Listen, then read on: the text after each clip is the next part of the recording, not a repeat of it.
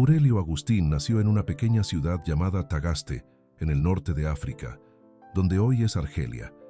Desde la infancia, su mirada ya llevaba un brillo inquieto, como quien buscaba algo que aún no podía nombrar. Siendo todavía un niño, estaba fascinado por las palabras y desafiaba a sus maestros con preguntas que escapaban a la lógica común. Su madre, Mónica, observaba todo en silencio, con el corazón apretado por una intuición.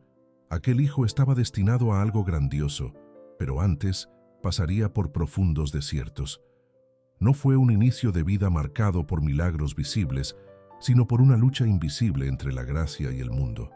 Era como si, desde los primeros pasos, ya cargara dentro de sí un campo de batalla entre luz y sombra. Celebrado por la Iglesia el 28 de agosto, fecha de su entrada definitiva en la eternidad, San Agustín es reconocido como patrón de los teólogos, de los editores, de los impresores y de los cerveceros. Pero su verdadera grandeza radica en haber vivido aquello que tantos enfrentan en silencio: el peso de las elecciones equivocadas, la distancia de Dios, el dolor de un alma inquieta que busca sentido en las cosas erradas. Su historia es la de un pecador que osó escuchar el llamado del cielo, incluso cuando todo a su alrededor decía lo contrario. Este es un viaje que comienza en la carne y termina en el espíritu, y que quizás sea también el suyo, o el de alguien a quien ama. Porque Agustín no fue santo por nacer perfecto, sino por dejarse transformar. Nos hiciste para ti, Señor, y nuestro corazón anda inquieto mientras no reposa en ti, escribió él, con la autoridad de quien conoció por dentro el dolor de vivir lejos de Dios. Hoy, su vida se erige como un faro para los que buscan sentido en medio de la oscuridad, y quizás, al escuchar cada paso de esta historia, usted también descubra que no hay caída tan profunda que la gracia no pueda alcanzar. El niño Aurelio Agustín creció entre los contrastes de una casa dividida. Su padre, Patricio, era pagano, hombre de temperamento impulsivo y vida desordenada. Su madre, Mónica, al contrario, era una cristiana ferviente, mujer de oración y lágrimas silenciosas. Desde temprano, Agustín sintió en sí mismo un hambre de saber, una sed de belleza y verdad que no encontraba eco en el cotidiano de la pequeña Tagaste. Era un alumno brillante, pero también rebelde. Tenía una mente veloz, sedienta de entendimiento, pero un corazón orgulloso, impaciente con los límites de la moral cristiana enseñada por su madre. En lugar de obedecer, prefería experimentar por sí mismo, incluso si eso significaba errar. Siendo aún adolescente, fue enviado a Madaura y luego a Cartago para seguir sus estudios. Allí se sumergió en un ambiente donde el culto a los placeres era visto como señal de prestigio. No tardó en ser engullido por aquella realidad. Agustín buscaba amor, pero encontraba solo deseos pasajeros. Quería libertad, pero se volvía cada vez más esclavo de sus propias pasiones. A los 17 años, ya vivía con una mujer con quien tendría un hijo, Adeodato, dado por Dios, como él mismo reconocería más tarde. Aunque no tuviera el valor de asumirlo plenamente, Agustín ya experimentaba las consecuencias de una vida conducida más por el impulso que por la fe. Detrás de la máscara de joven prometedor había un vacío que lo consumía. Leía los grandes autores latinos, se encantaba con la filosofía, se destacaba como orador y profesor, pero todo eso le parecía insuficiente. En su intimidad había una ausencia, un dolor que intentaba acallar con aplausos, amores pasajeros y discursos refinados. Y mientras el mundo lo admiraba, su alma se alejaba cada vez más de la verdad. Era como si una niebla oscura se formara alrededor de su conciencia, dificultando distinguir el bien del mal. Él mismo confesaría después: «Me convertí para mí mismo en una tierra de miseria». En aquel inicio de juventud no había señales claras de santidad, solo las espinas de un alma llamada al cielo, pero aún aferrada a la tierra. Agustín aún no comprendía que su inquietud era, en verdad, un susurro de Dios. Como dice la Escritura, «Porque yo sé los planes que tengo para vosotros», dice el Señor, «planes de paz y no de mal, para daros un futuro y una esperanza». Jeremías capítulo 29, versículo 11. Lo que parecía desorden era, en verdad, el suelo donde la gracia comenzaría a actuar. Esa primera caída no sería la última, pero ya anunciaba la profundidad del abismo del cual sería rescatado. Dios lo dejaba buscar el mundo para más tarde hacerle descubrir que solo lo eterno es suficiente para saciar un corazón humano. Y mientras él corría tras el prestigio, el cielo preparaba un camino de conversión que comenzaría donde él menos esperaba, en el vientre inquieto de una madre que rezaba por él todos los días. Mientras Agustín se perdía en placeres y filosofías que prometían libertad, pero entregaban esclavitud, había alguien que lo acompañaba de rodillas. Mónica, su madre, veía cada desvío del hijo como una espada atravesando su alma. No lo confrontaba con gritos, sino con súplicas silenciosas, ofreciendo su dolor a Dios como un sacrificio continuo. A cada noticia de que Agustín había adherido a una nueva secta, como el maniqueísmo, o a cada carta que revelaba su arrogancia creciente, Mónica doblaba las rodillas y lloraba. Ella creía que ninguna alma está perdida cuando es entregada al amor de Dios con perseverancia. Cierta vez, en medio de la desesperación, buscó a un obispo y le imploró: «Interceda por mi hijo». Pero el obispo, conocedor de las inquietudes del joven, respondió con palabras que resonarían para siempre: «Ve, mujer, y sigue rezando. Es imposible que se pierda el hijo de tantas lágrimas». Aquellas palabras no fueron un consuelo piadoso, sino una profecía de salvación. Mónica pasó años siendo rechazada por su propio hijo. Agustín se burlaba de la fe de ella. Consideraba su piedad una forma de ignorancia, y aún así, ella permanecía, no como quien desiste de la batalla, sino como quien confía en que el tiempo de Dios es diferente del nuestro. En sus viajes, Mónica lo seguía de lejos, como quien persigue la última luz al final de un túnel. Cuando Agustín decidió partir hacia Roma y engañó a su madre para embarcar sin ella, Mónica lloró inconsolable en el puerto, pero no maldijo, no gritó, no desistió. Solo entregó a Dios aquello que ya no podía controlar con las manos. El amor que siente una madre por su hijo es una llama que no se apaga con la distancia o con las ofensas, y Mónica llevaba esa llama como una vela encendida delante del altar de la misericordia. Las Escrituras dicen: «Clama a mí y te responderé, y te anunciaré cosas grandes y firmes que no sabes». Jeremías capítulo 33, versículo 3. Mónica no sabía cuándo ni cómo su hijo sería tocado, pero tenía la certeza de que Dios escuchaba. Y mientras el corazón de Agustín se endurecía bajo el peso del orgullo, el corazón de su madre se volvía cada vez más semejante al del crucificado, capaz de amar incluso a los que lo hieren. Cada lágrima suya era una plegaria, cada silencio una intercesión, cada dolor una ofrenda. Agustín, años después, reconocería que su conversión comenzó mucho antes del momento en que se volvió a Dios. Comenzó en la constancia de una madre que jamás dejó de creer.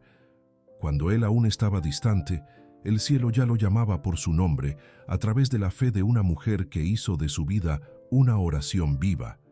Y quizás en este momento esta historia le esté hablando a usted que también espera por el regreso de alguien. No desista. Dios nunca ignora las lágrimas que nacen del amor verdadero. Sediento de respuestas e incómodo por las contradicciones internas de su alma, Agustín se lanzó con entusiasmo al estudio de las filosofías de la época. Era un hombre dividido. Buscaba la verdad con intensidad, pero se negaba a aceptar cualquier camino que exigiera renuncia. Fue en ese contexto que se entregó al maniqueísmo, doctrina que prometía resolver el misterio del bien y del mal con explicaciones racionales y seductoras.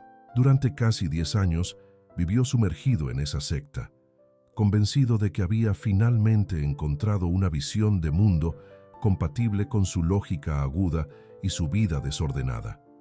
Pero detrás del fascinio intelectual se escondía un corazón cansado. La promesa de entendimiento absoluto que el maniqueísmo hacía comenzó a desmoronarse a medida que sus preguntas más profundas permanecían sin respuesta. ¿Por qué el mal? ¿Por qué la debilidad humana? ¿Por qué el vacío interior? Incluso cuando todo parecía ir bien. Agustín, cada vez más inquieto, se decepcionaba con los líderes de esa doctrina.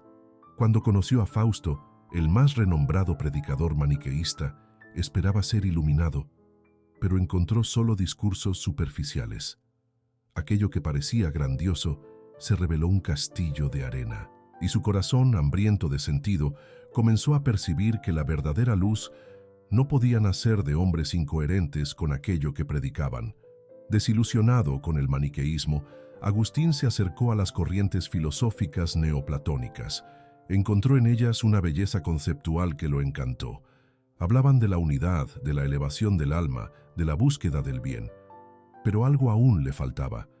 Las ideas parecían puras, pero no ofrecían un salvador. No había cruz, no había perdón, no había carne redimida. Todo era muy elevado y al mismo tiempo demasiado distante de su realidad de hombre herido y pecador.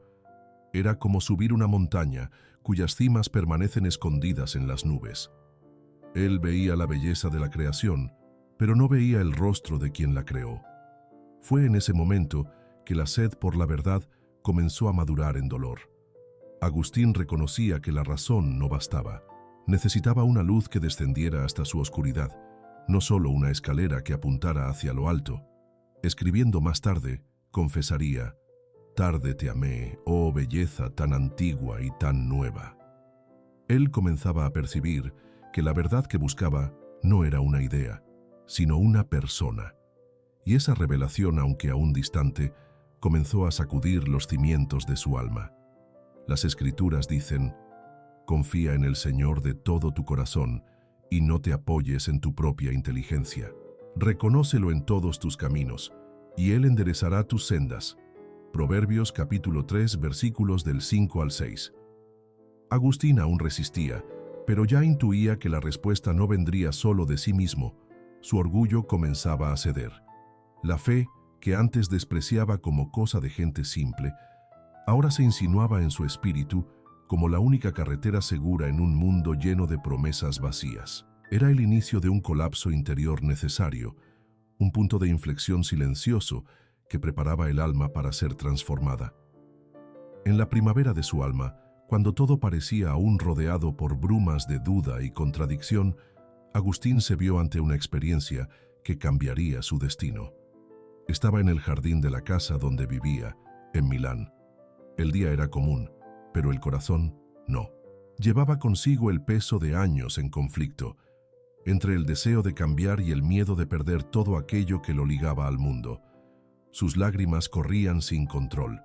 Se sentía miserable, dilacerado entre dos amores, el amor de Dios que lo llamaba con fuerza cada vez mayor, y el amor por los placeres que aún lo ataban como cadenas invisibles. Fue entonces cuando, en medio del llanto, oyó una voz infantil que decía repetidamente: «Tole leje, tole leje». «Toma y lee, toma y lee». No era un llamado común. Aquellas palabras atravesaron su pecho como un rayo de luz atraviesa la noche más oscura. Obedeció sin dudar. Tomó las escrituras que estaban cerca, las abrió al azar, y sus ojos se posaron en la carta del apóstol Pablo a los romanos. Andemos honestamente como de día, no en orgías y borracheras, no en inmoralidades y depravaciones, no en contiendas y celos. Al contrario, revestíos del Señor Jesucristo, y no os preocupéis por satisfacer los deseos de la carne. Carta a los Romanos, capítulo 13, versículos del 13 al 14. Fue como si Dios hubiera respondido personalmente a su alma. Ya no era una doctrina, era un encuentro. No era una idea a ser comprendida, sino una presencia que pedía rendición. En aquel momento, Agustín no solo entendió que necesitaba cambiar, él finalmente quiso cambiar. El hombre viejo, moldeado por años de vanidad y pecado, comenzaba a morir, y la semilla de un nuevo Agustín brotaba de la tierra fértil de su arrepentimiento sincero. Ese instante de rendición no fue acompañado por truenos o luces celestiales. Fue silencioso, íntimo y transformador, un momento donde el tiempo parece detenerse para que la eternidad toque el corazón humano.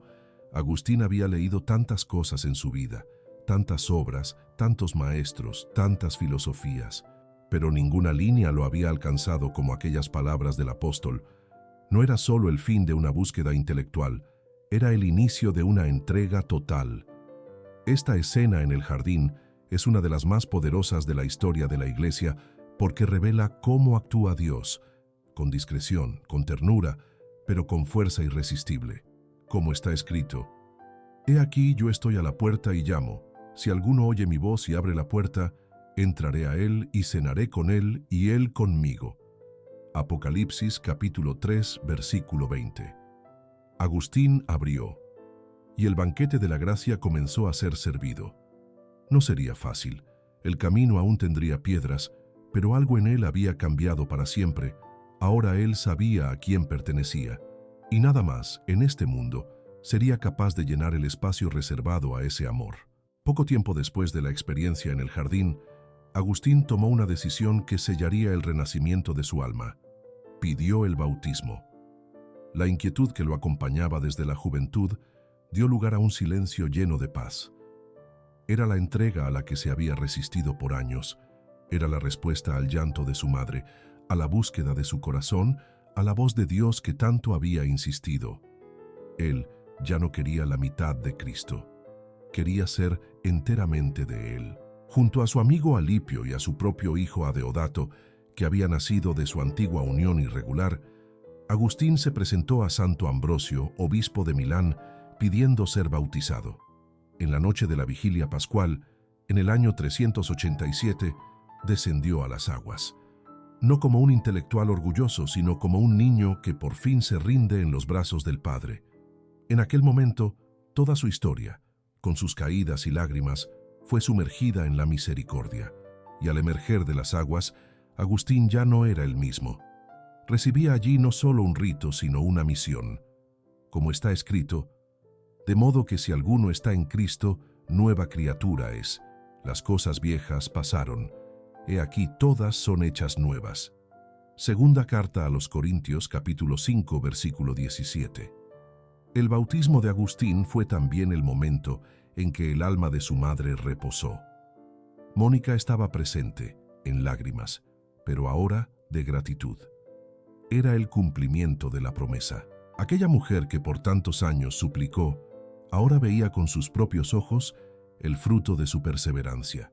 Pocos días después, al lado de su hijo, haría su travesía final. Como quien ya no tenía nada más que pedir, partió en paz, segura de que su mayor tesoro había sido salvado. Y Agustín, profundamente tocado por esa despedida, comprendería que su conversión no era solo para sí, era el inicio de una vocación.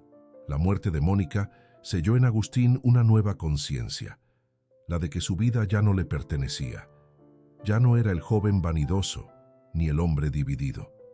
Era ahora un hijo reconciliado con Dios, con su historia y con su misión.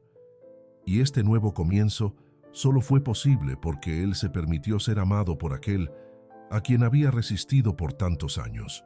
Porque como dice la palabra, aunque vuestros pecados sean como la grana, como la nieve serán emblanquecidos, aunque sean rojos como el carmesí, vendrán a ser como blanca lana. Isaías, capítulo 1, versículo 18. El bautismo fue la puerta, la gracia, el río que lavó su alma. Y la cruz ahora no era más un escándalo para su razón, sino un refugio para su corazón. Allí comenzaba la vida pública de aquel que el mundo conocería como San Agustín, pero que delante de Dios jamás dejaría de ser el hijo reencontrado. Agustín regresó a África con el corazón pacificado, pero aún sin saber a ciencia cierta cuál sería el próximo paso. Tras la muerte de su madre, se retiró por un tiempo en Casiciaco y más tarde, en su tierra natal, Tagaste, donde fundó una pequeña comunidad dedicada a la oración, al estudio de las Escrituras y a la vida fraterna.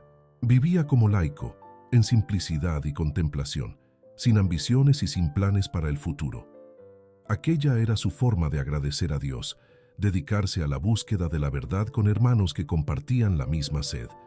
No imaginaba que Dios, una vez más, lo llamaría para algo mayor. En un viaje a la ciudad portuaria de Hipona, fue invitado a participar en una celebración en la iglesia local. El obispo Valerio, ya anciano y sobrecargado, buscaba un auxiliar. La comunidad, admirada por la sabiduría y el fervor de Agustín, comenzó a aclamar por su ordenación sacerdotal allí mismo, en medio de la asamblea. Agustín intentó resistir. Lloró. Imploró al pueblo que reconsiderara. Se sentía indigno. Tenía miedo de recaer en el orgullo del pasado, pero ya no era el mismo hombre. La voluntad de Dios ahora era su única brújula, y así, casi contra su voluntad, fue ordenado sacerdote. Este momento marca el inicio de una entrega radical. Agustín percibió que su vocación no era solo contemplativa, sino pastoral. Pasó a predicar con fervor, a cuidar de los pobres, a reconciliar a los pecadores y a combatir los errores doctrinales que amenazaban la fe del pueblo. Con humildad, se sometió al obispo Valerio, quien más tarde lo consagraría como su sucesor.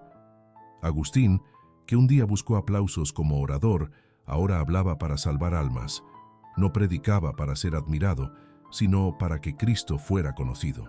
Y cada palabra que decía era fruto de oración, de lágrimas y de amor verdadero. Como dice la Escritura, apacienta mis corderos, apacienta mis ovejas. Evangelio según San Juan, capítulo 21, versículos del 15 al 17. Esa fue la misión que el Señor confió a Pedro y que siglos después confiaba también a Agustín, cuidar de las almas con celo de pastor. Y él aceptó este llamado con temor, pero también con coraje. Sabía que el precio sería alto, que las exigencias serían muchas, pero ya no vivía para sí. Su vida era ahora un altar, donde todo era ofrecido: su tiempo, su inteligencia, sus dolores, su historia. Aquel que había huido de la verdad ahora era su defensor. Aquel que un día despreció la fe de la madre, ahora la anunciaba con ardor.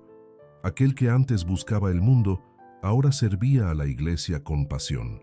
Era el inicio de una nueva etapa, el sacerdote convertido que conocía las heridas del pecado y por eso se convertía en un curador compasivo. En Hipona comenzaba a florecer un pastoreo que marcaría para siempre los rumbos de la fe cristiana. Y el niño inquieto de Tagaste, ahora hombre transformado, pasaba a ser voz de Dios para un pueblo que aún caminaba entre luces y sombras. Asumir el episcopado en Hipona fue, para Agustín, la coronación de un llamado que él jamás habría escogido por sí mismo. Era un tiempo de grandes turbulencias dentro y fuera de la iglesia. Herejías como el donatismo y el pelagianismo amenazaban la fe simple del pueblo. Muchos cristianos estaban confusos, divididos, sedientos de claridad. Agustín, ahora obispo, no huyó del combate, pero no lo hizo con agresividad. Combatía el error, sí, con palabras firmes, doctrina sólida y caridad ardiente, pero nunca con desprecio por las personas. Para él, corregir era un acto de amor, y salvar un alma valía más que vencer cualquier discusión. Agustín hablaba al pueblo con la autoridad de quien conocía por dentro las seducciones del mundo y las heridas del alma humana. Sus sermones no eran discursos fríos, sino verdaderos clamores de un corazón inflamado por Dios. Él no solo enseñaba la fe, la transmitía con vida. Era capaz de hablar de las cosas más elevadas con palabras accesibles, alcanzando el corazón de los simples sin perder la profundidad. Hacía de la verdad un remedio y del altar un refugio para todos los que venían a él, quebrados y confusos. Sabía que la caridad era la mayor de las verdades. Como pastor, también se hizo defensor de los pobres y de las viudas. Protegía a los más frágiles de la injusticia, intercedía ante los gobernantes y cuidaba para que la iglesia fuera un reflejo visible de la misericordia de Dios. Su vida era intensa, repleta de compromisos, pero cada acción estaba sumergida en oración. Él nunca separó el estudio de la doctrina de la caridad concreta. Sabía que la fe sin obras es muerta, como nos enseña la Escritura. Así también la fe, si no tiene obras, es muerta en sí misma. Carta de Santiago, capítulo 2, versículo 17. Agustín no solo combatió los errores externos, su verdadera lucha era interior. Escribía, meditaba y rezaba constantemente para no dejarse enredar por el orgullo, el aplauso o la vanidad. tentaciones que lo habían esclavizado en el pasado. Su fuerza estaba en la conciencia profunda de su propia debilidad. Era un obispo de rodillas, dependiente de la gracia. Por eso su palabra tenía peso. Venía de un corazón herido y redimido, no de una teoría aprendida en los libros. Durante décadas condujo la iglesia de Hipona con firmeza, ternura y sabiduría. Era al mismo tiempo padre, maestro, intercesor y vigilante. Y cuanto más se sumergía en la vida pastoral, más entendía que el servicio al rebaño era el camino más seguro para la santidad. El púlpito no era un trono, sino una cruz. Y Agustín, ya maduro en la fe, abrazó esa cruz con amor y fidelidad hasta el final. En medio de las responsabilidades como obispo, Agustín encontró en la Escritura un instrumento poderoso de evangelización y purificación interior. Su pluma era como una oración que fluía de la mente al papel, pero que pasaba antes por el corazón. Su obra más íntima y conmovedora, Confesiones, no fue escrita para vanagloria, ni como autobiografía clásica, sino como un cántico de arrepentimiento, alabanza y conversión. Página por página, él expuso su alma ante Dios y el mundo. No escondió sus miserias ni enmascaró sus luchas. Quiso mostrar que la misericordia puede reconstruir hasta las vidas más desgarradas. Confesaré cuán miserable fui y cantaré cuán misericordioso fuiste conmigo, escribe él al iniciar su obra. Confesiones es un espejo para quien busca redención y un testimonio de que Dios actúa en la historia concreta de cada persona. Su estilo no era el de la exaltación del yo, sino de la humillación que glorifica la gracia. Escribía como quien llora y al mismo tiempo como quien ama profundamente a aquel que lo esperó por tanto tiempo. Es un libro que no enseña solo con palabras, sino con presencia. Leerlo es entrar en un diálogo con Dios por medio de un corazón arrepentido y apasionado. Pero su producción no se restringió a su jornada personal. Agustín se dedicó también a escribir obras doctrinales y filosóficas de inmensa profundidad. La Ciudad de Dios, escrita en respuesta a la caída de Roma, es una defensa de la fe cristiana contra las acusaciones paganas. Allí él presenta el contraste entre la ciudad terrena, marcada por la soberbia, y la ciudad de Dios, edificada en la humildad. En cada línea, su intención era conducir al lector a la eternidad. Él no escribía para impresionar, sino para salvar. Y mismo los textos más teológicos nacían de una vida contemplativa y pastoral, enraizada en la oración y la compasión. En obras como De Libero Arbitrio, Agustín enfrentó cuestiones complejas como la existencia del mal, la libertad humana y la responsabilidad moral. Sus respuestas no eran simplistas, sino profundamente encarnadas en la realidad de la vida cristiana. Él comprendía la lucha interior porque la había vivido, y escribía no solo para los sabios, sino para todos los que buscaban sentido en medio del caos. Sus palabras eran como luces lanzadas sobre los abismos del alma humana. Como está escrito, la exposición de tus palabras alumbra, hace entender a los simples. Salmos capítulo 119, versículo 130. La escritura de Agustín no fue una tarea secundaria, sino una extensión de su vocación pastoral. Sus libros formaron generaciones, sostuvieron la fe de la Iglesia, y hasta hoy tocan corazones con la fuerza de quien habla a partir de una experiencia real con Dios. Él hizo de la pluma un púlpito y del pergamino un altar. Y cada texto que salió de sus manos nació del mismo lugar donde nació su conversión, del encuentro con la verdad que liberta, consuela y transforma. La vida de Agustín ya era un testimonio luminoso de conversión, sabiduría y entrega. Pero la Iglesia, en su sabiduría, reconoció que allí había más que santidad. Había un don extraordinario para enseñar los misterios de la fe. A finales del siglo 300, y con más vigor después de su travesía final, sus escritos fueron siendo estudiados, debatidos y venerados por generaciones de teólogos, sacerdotes, monjes y laicos. Y en el año 1298, el Papa Bonifacio VIII lo declaró oficialmente como doctor de la Iglesia, título reservado a los maestros cuyas enseñanzas atraviesan los siglos como faros para la fe. Entre todos los títulos que recibió, uno se convirtió en la marca de su misión: Doctor de la Gracia, porque fue exactamente ese el centro de su experiencia y de su predicación. Agustín comprendió, como pocos, que la salvación no es una conquista humana, sino un don divino.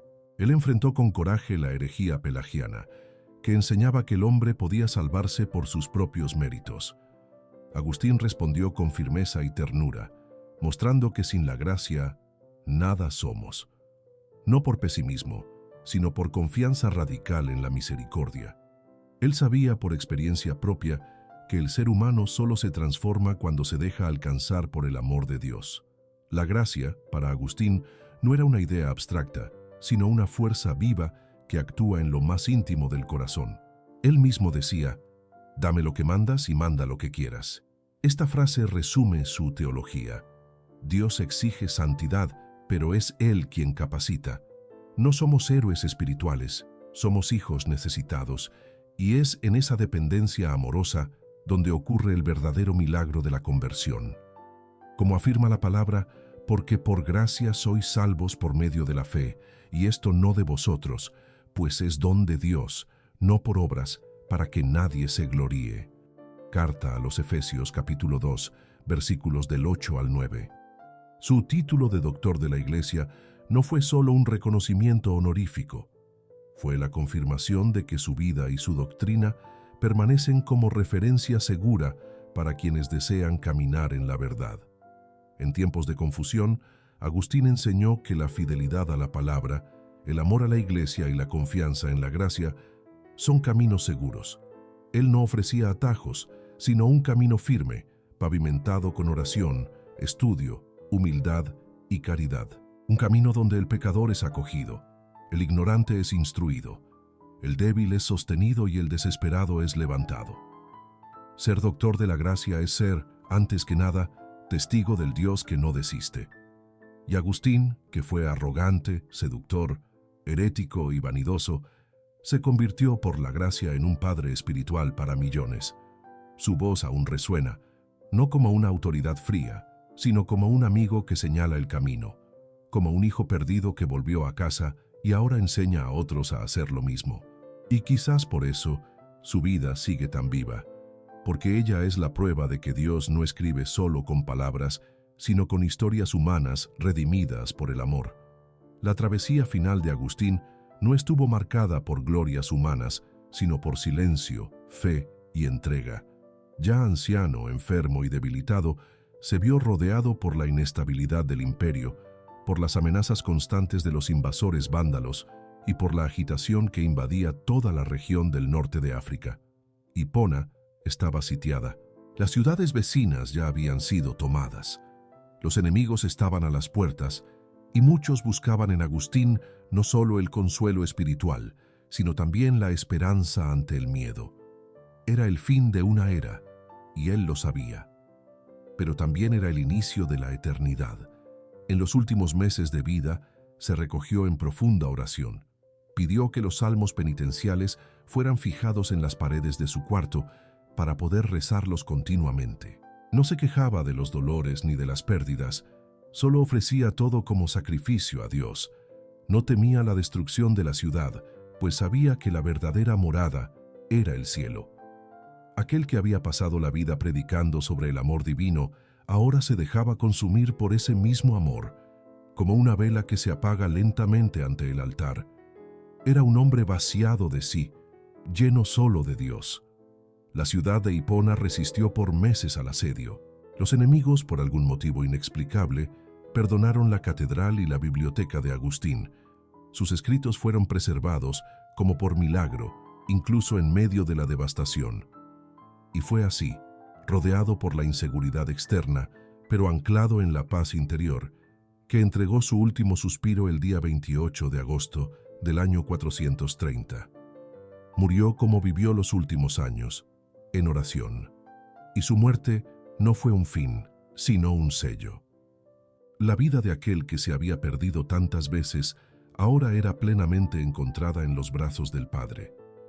Como dice la Escritura, he peleado la buena batalla, he acabado la carrera, he guardado la fe. Por lo demás, me está guardada la corona de justicia, la cual me dará el Señor juez justo en aquel día, y no solo a mí, sino también a todos los que aman su venida. Segunda carta a Timoteo, capítulo 4, versículos del 7 al 8. Agustín combatió, amó, enseñó, lloró y al final descansó. No fue librado de dolores, pero fue fiel hasta el último instante. Su vida no terminó entre aplausos, sino entre salmos, como conviene a los santos que se hicieron pequeños. La caída de Hipona fue inevitable. La violencia de aquel tiempo arrasó ciudades, destruyó culturas, disolvió imperios. Pero no logró apagar la luz encendida en el alma de un hombre. Agustín murió pobre, sin monumentos, sin riquezas, sin coronas humanas. Pero su herencia espiritual atravesó los siglos. Y allí, en aquella cama simple ante una pared cubierta de salmos, un gigante de la fe hacía su Pascua. Era el fin del obispo de Hipona, pero era sobre todo el nacimiento de un intercesor eterno, de un padre espiritual para todos los que se perdieron y se atreven a creer que Dios puede transformar incluso la mayor de las caídas en salvación. El tiempo pasó, los imperios cambiaron, las ciudades se transformaron en ruinas, pero el nombre de Agustín permanece como llama encendida en el corazón de la Iglesia. Su vida, marcada por caídas y reencuentros, se convirtió en símbolo de esperanza para todos los que en algún momento se perdieron. Él no fue solo un pensador brillante o un obispo fiel, se convirtió en un refugio para las almas inquietas, un hermano para los que buscan la verdad y no la encuentran de inmediato, un consuelo para aquellos que lloran por alguien que aún no volvió a Dios. Su historia continúa latiendo donde quiera que haya un corazón humano en busca de sentido. La Iglesia reconoció en Agustín no solo un doctor, sino un patrón espiritual para diversas dimensiones de la vida humana. Él es considerado patrón de los teólogos, pues supo unir fe y razón sin jamás perder la humildad. Es también patrón de los editores e impresores, pues sus escritos ayudaron a formar la base intelectual y espiritual del occidente cristiano. Y de manera curiosa y bella, es patrón de los cerveceros, quizás como un recordatorio de que Dios puede santificar incluso aquello que nace de la cultura humana cuando hay orden, moderación y gratitud. Su legado, por lo tanto, no es solo religioso, sino profundamente humano, alcanzando los diversos aspectos de la existencia. Agustín permanece vivo cada vez que alguien lee sus confesiones y se reconoce en aquel joven errante que anhelaba amor verdadero. Él renace cada vez que una madre intercede con lágrimas por un hijo distante. Él inspira a cada persona que, en el silencio de su oración, decide entregar el corazón a Dios, incluso después de años alejada. Su vida grita al mundo que nunca es demasiado tarde. Como está escrito, «Vuelve, oh Israel, al Señor tu Dios, porque por tu iniquidad has caído. Tened con vosotros palabras de arrepentimiento, y volved al Señor». Oseas, capítulo 14, versículos del 1 al 2. A lo largo de los siglos, santos y papas se inspiraron en él. San Tomás de Aquino lo reverenciaba. Santa Teresa de Ávila leía sus obras con devoción. El Papa Benedicto XVI lo llamaba «mi maestro interior». Y aún hoy sacerdotes, laicos y consagrados encuentran en Agustín un guía seguro para las preguntas más profundas del alma. Él no ofrece respuestas fáciles, pero ofrece la certeza de que hay un Dios que nos espera, incluso cuando huimos de Él. Agustín es más que un nombre en la historia. Es una invitación viva a la conversión. Es prueba de que la gracia puede transformar un corazón inquieto en un corazón consagrado. Que su ejemplo despierte en nosotros el deseo de amar más, buscar más, esperar más y nunca desistir de quienes amamos. Porque como decía él, mientras haya amor, habrá esperanza. Y donde haya esperanza, Dios ya está actuando. Hay vidas que brillan como estrellas silenciosas en el cielo de la historia. San Agustín es una de esas almas que no solo vivió, sino que iluminó caminos con el fulgor de la conversión. No fue santo por no haber caído, sino por haber permitido que Dios lo levantara. Su trayectoria es como un espejo para todos los que luchan, erran, lloran y buscan, aunque a ciegas, un sentido mayor. Él nos enseña que no hay abismo tan profundo que la gracia de Dios no pueda alcanzar, ni herida tan antigua que el amor del Padre no pueda curar. Si usted lleva en el corazón el nombre de alguien que aún está distante de la fe, un hijo, una hija, un esposo, una nieta, confíe, como Santa Mónica confió. Ponga ese nombre hoy en las manos de Dios y si quiere, escriba en los comentarios. Vamos a rezar juntos. Agustín es prueba viva de que las oraciones de una madre, de un padre, de un corazón fiel, nunca se pierden. Y si esta historia tocó su alma, compártala. Puede ser exactamente lo que otra persona está esperando para volver al camino de la gracia. San Agustín, maestro de la verdad, doctor de la gracia, intercede por nosotros. Enséñanos a desear las cosas del cielo, a no temer la demora de Dios y a confiar, incluso cuando todo parece sin sentido. Que su vida nos inspire a vivir con profundidad, a amar con coraje y a servir con humildad. Y que nunca nos olvidemos de que fuimos hechos para Dios y solo en Él nuestro corazón encontrará descanso. Si esta historia le habló a su corazón, dele me gusta, comente, comparta, suscríbase para seguir recibiendo historias que tocan, curan y transforman. Que Dios bendiga su vida y que San Agustín camine con usted.